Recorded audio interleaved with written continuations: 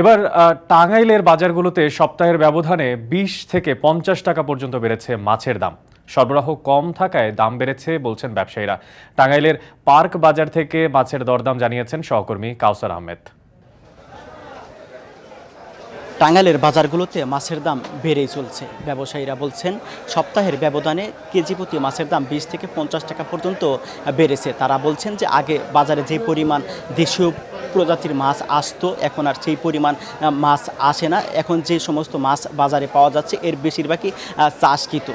তারা বলছেন যে আজকের বাজারগুলোতেও প্রায় ২০ থেকে ৫০ টাকা পর্যন্ত মাছের দাম বেড়েছে।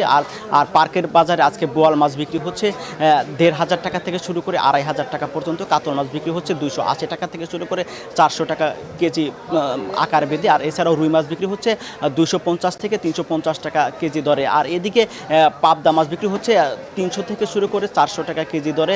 বাই মাছ বিক্রি হচ্ছে ১২০০ থেকে ১৩০০ টাকা কেজি দরে। আমি যদি পাঙ্গাস মাছের কথা বলি সেটিও কিন্তু ১৮০ থেকে শুরু করে ২৩০ টাকা কেজি দরে বিক্রি হচ্ছে পার্ক বাজারে।